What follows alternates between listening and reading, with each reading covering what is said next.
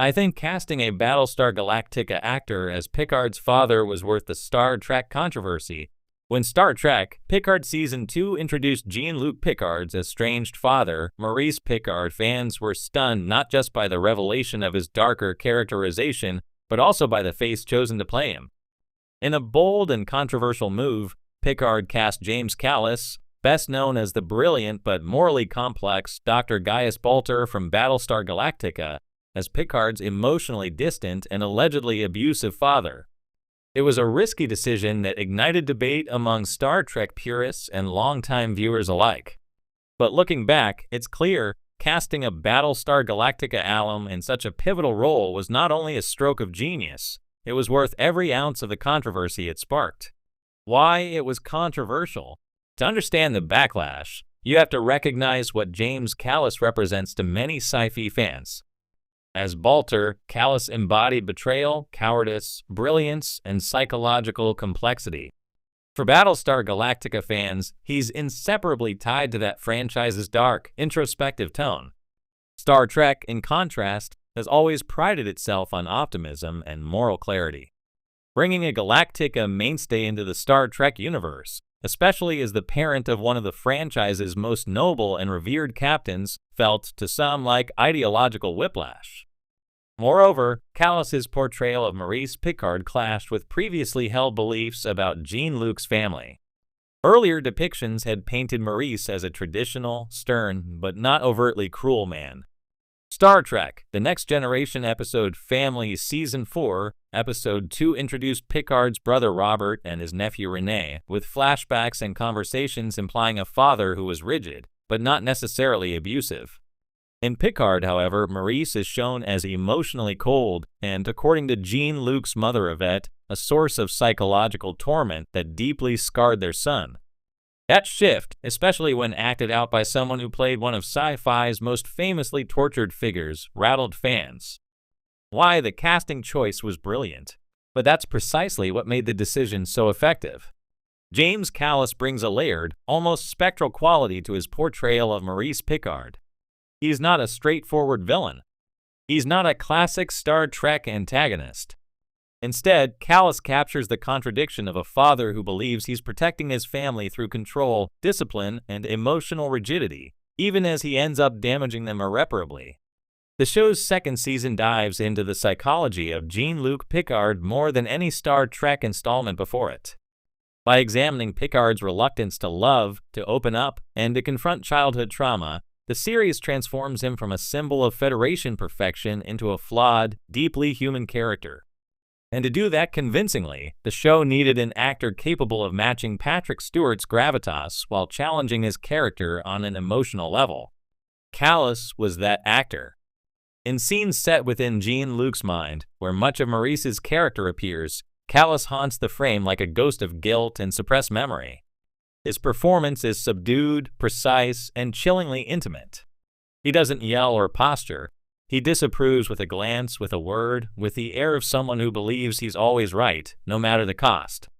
That quiet menace lingers far longer than a caricatured, abusive father ever could. In many ways, Callis plays Maurice like an inverse Baltar. Instead of cowardice cloaked in intellect, he's conviction cloaked in emotional sterility. Star Trek's tradition of genre crossovers. It's not the first time Star Trek has dipped into the talent pool of rival sci-fi franchises.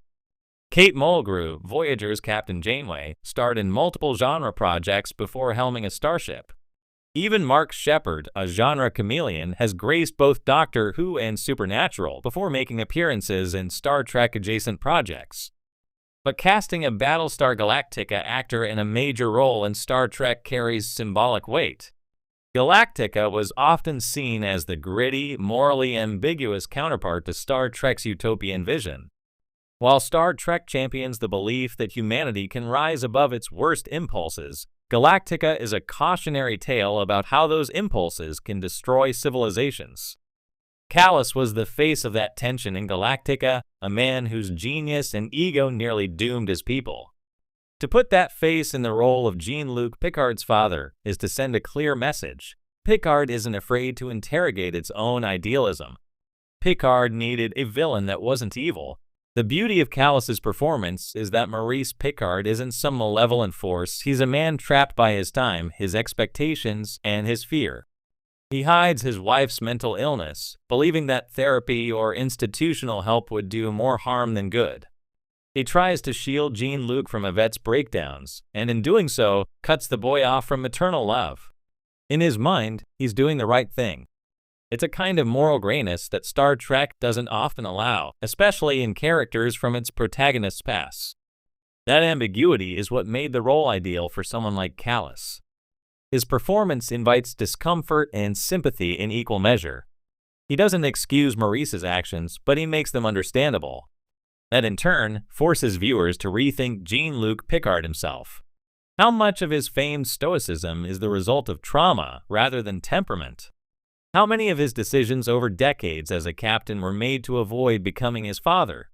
For a show named Picard, this exploration was overdue. And it only works because Callus brings a lived-in complexity to the role.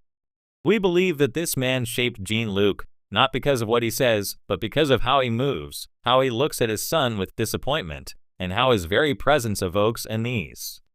James Callus and Patrick Stewart, a perfect match.